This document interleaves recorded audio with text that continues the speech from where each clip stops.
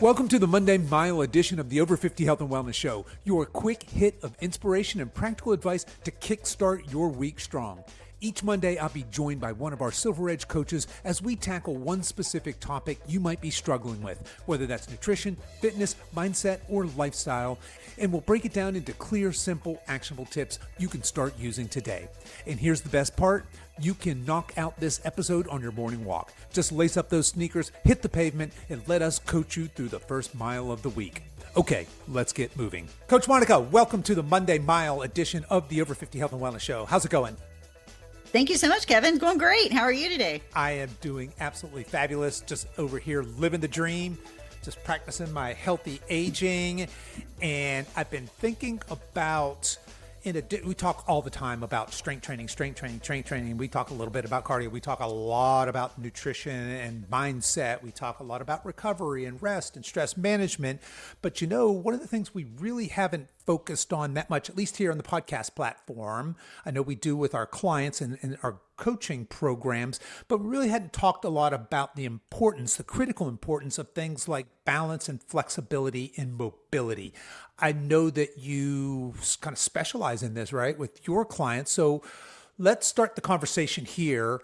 Why would somebody in their 50s and 60s who wants to be, let's say their goal is to lose weight. Now, obviously, our audience knows we don't like to hear people, especially in our age bracket, say they want to lose weight. We want to lose fat and build muscles. We want to be lean and strong and capable, not weak and frail and sarcopenic. That's not what we want.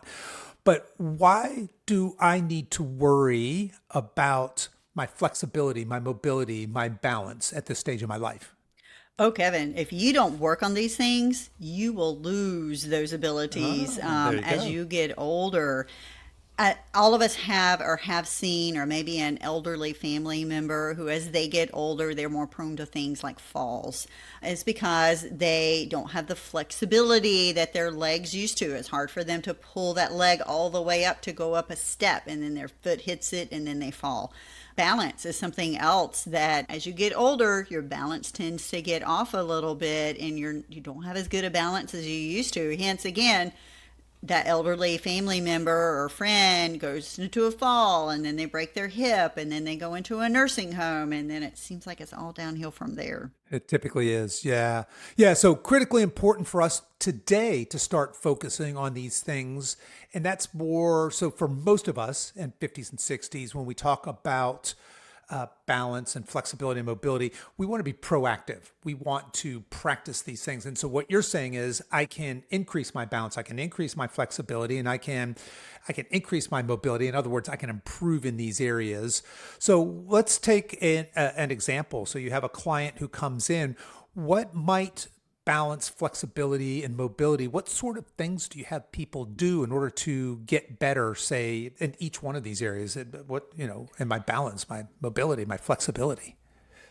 I think the very first thing I have clients to do is think about using their abdominals more. So focusing on their core strength, because all of particularly your balance, comes from having good, strong core muscles. That is where it all starts at. So we start focusing, and I think every single workout that I've written, that you've written, that we have in our huge database, they always have an abdominal movement, at least at the end, if they're not interspersed in there with the other exercises. But we focus on keeping and growing and making stronger that core strength, because engaging those abdominal muscles is like the foundation of being able to work on your balance.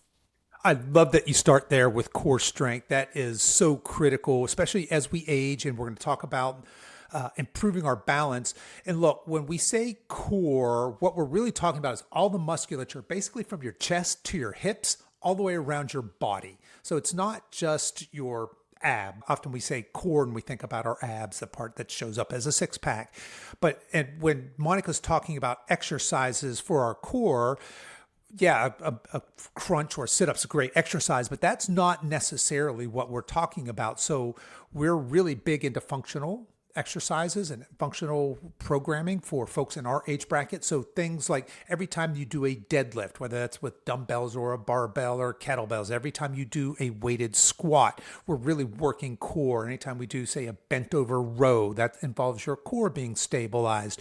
When we do heavy carries or what we call suitcase carries, so you're going to carry a heavy object in one hand and you're just going to walk, we're really working on that entire core there, that anti-rotational part of it there. So core strength being a critical component of somebody having good, healthy, optimal balance. Now, when I think of balance, I'm thinking like, walking on a tightrope or across a beam or standing on one foot. What sort of things is it helpful for me to practice that? Should I be trying to walk? Absolutely. Yeah. Well, you could do those things. I Sure. mean, being able to think about if you have a little crack in the flooring in your home or something and trying to walk, your feet on a straight line there. That way, if you step off of it, you're not going to fall down and get hurt.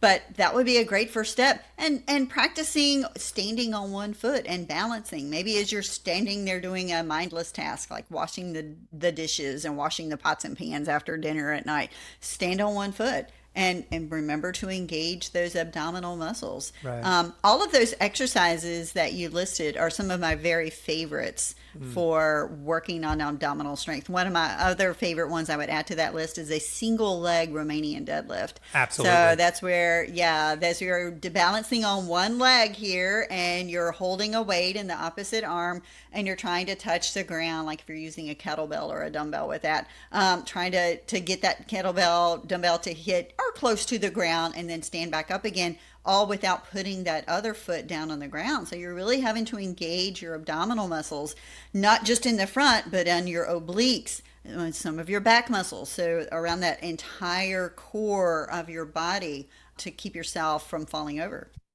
Yeah, I'm so glad you brought that up. And folks, we have in our exercise YouTube channel, so we have a YouTube channel that's just dedicated. It's basically an exercise library with video demonstrations. And I'll remember when I post this to put the YouTube link. You guys can find that in the show notes here of that single leg deadlift, because you're right. If we're going to have a episode where we're going to talk about balance and flexibility and mobility, that's probably the number one exercise. If somebody wanted to do one thing, that'd be a fabulous place to start. And look, you could start with body weight only. You don't have to do it weighted. Absolutely. Yeah. My second favorite one is that suitcase carry or a front rack carry. Sure. Both of those are excellent. Get Yes, a heavy they are. kettlebell, heavy dumbbell, just take it for a walk. And you're having to engage those oblique muscles. You could also hold that kettlebell up here on your chest. Think like thumb against your chest as you're holding that kettlebell or dumbbell here and having that weight on one side of your body. You're having to engage your muscles to keep that torso upright. Now you're going to want to, pull over, if you're doing, especially if you have a super heavy kettlebell, if you're doing that suitcase, keep that torso upright. But you're really, really having to engage all of those core muscles there. Great, great core muscle and balance engagement exercise. I am a huge fan of the suitcase carrier, which is one of those exercises you're describing there. I finish almost all of my workouts these days with a heavy carry. So I'll just pick up like a 70-pound kettlebell in one hand and I'll walk 100 steps with it. Then I'll switch hands, walk 100 steps. I'll put it down, I'll rest a minute, and I'll do that a couple of times. Just absolutely love that as a finisher. So guys, that one's pretty simple. I don't think I need to throw a YouTube video demonstration of that, but I certainly will with the single leg deadlift, because that one you're practicing balance, you're practicing coordination, you're practicing strength, you're practicing flexibility and mobility. You're expressing across all these different dimensions of fitness. So that'd be a really good one to start.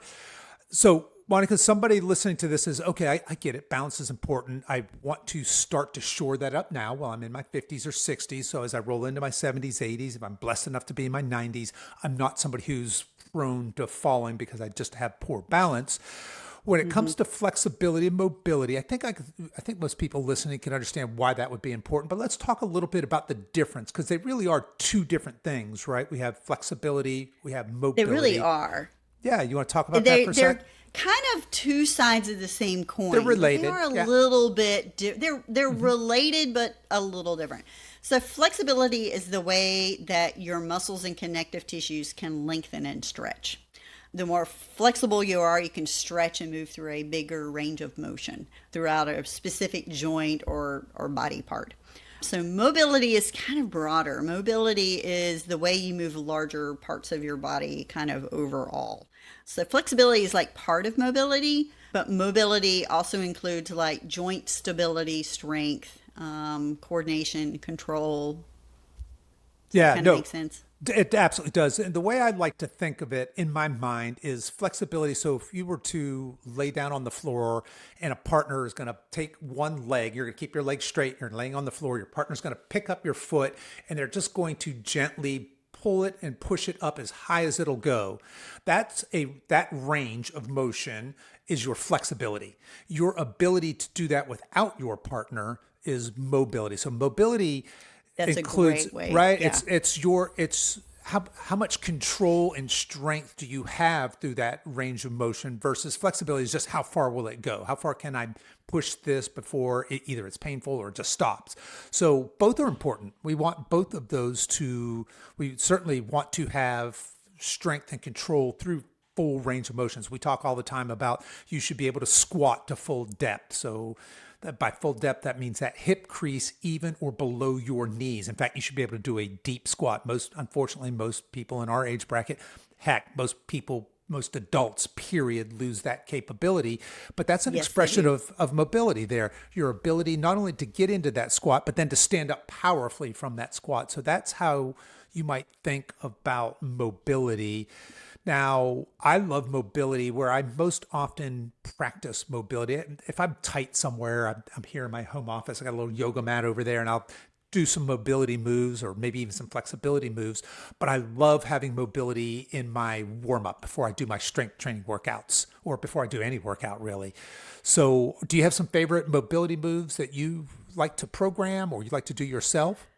Yes, some of my favorites. I love to do a piriformis stretch because I always seem to have a tight piriformis hips. Yep. That's like people know it most commonly as like a figure four stretch. Another one of my very favorites is pigeon pose, where you're bringing your leg Another hip. up. Yeah. Another Right. hip. My hips Another hip tend to one. be very, very tight. Yep. Very. Let's see, what was another one? A little butterfly stretch. This is where you're sitting flat on the floor. The soles of your feet are together, knees are out, and you're just kind of gently pressing your knees out wide for it's an inner thigh kind of stretch, inner hip. Those are some of my favorites. Yeah, no, I like all of those. I will throw in there the world's greatest stretch. How can we not do that? Oh, that's a But good one. I've kind Yeah. of got that thoracic mobility. Mine's a little bit limited there. So guys, I will, if you don't know what these are, I can link again. I'll try and remember to throw all of the links to the YouTubes for these into the show notes there. But the world's greatest stretch, really, really good. I'm stretching the hip, the groin, my legs, the hip flexors, and I'm getting that rotation of the trunk, my torso there. So that's a really good one.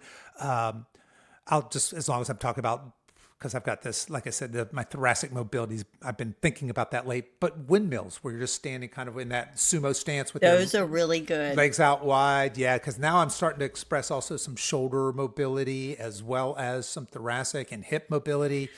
The So windmills is probably the best exercise I've seen for shoulder rotation because if you're doing a windmill correctly, you're having to rotate your arm all the way from one direction all the way around to the other one. So it's super, super, super good for your shoulders. And this is probably one of the exercises I see most people have problems with in the gym.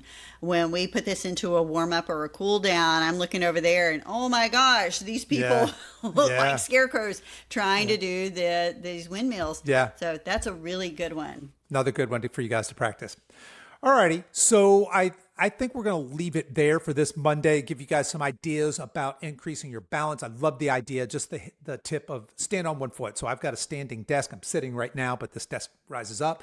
And very often, if I'm editing a podcast or just doing any kind of mindless task sort of thing, I'm standing on one foot. It's just I like to do that, enjoy that. If that's Yeah. easy for you, you want to make it more challenging, try closing your eyes. That's a Yeah. game changer for standing on foot. And then, of course, we gave you guys some ideas there for some mobility movements as well. So that's what we got. I do have a funny, go ahead. I do have kind of a funny way to kind of see how your balance is how do you put on your underwear? Do That's you a good stand test. on one foot? Do you have to sit down and put each leg in? Yeah. Or can you stand on one foot and put each leg on and then pull them up?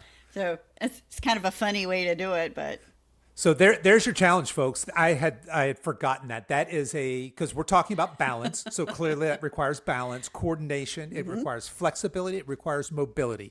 So tomorrow, or if you haven't gotten dressed yet today, maybe you're listening to this in bed. I don't know. But the next time you get dressed, try that. You're gonna take your underwears, your panties, whatever it is you're wearing.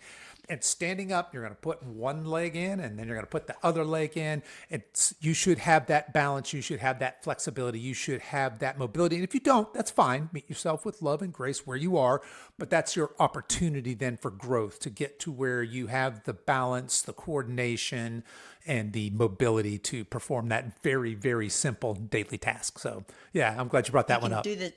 You can do the same thing with putting your shoes on as well. You just want to up it up a little bit. That is harder. Yeah, yes. that one's harder. So once you master putting the underwear on, go to putting your shoes on, because you're standing there with on one foot and trying to balance putting your shoe on, and you get an extra gold star if you can have to tie your shoes. I was gonna say, like running shoes. Yes. Yeah. Putting shoes on, not so hard. Tying shoes, tricky. So tying shoes is harder. Again, future goals. Yeah, future goals. All right, guys. That's what we got for you today. You guys have a fabulous, fabulous Monday. We'll talk to you next week.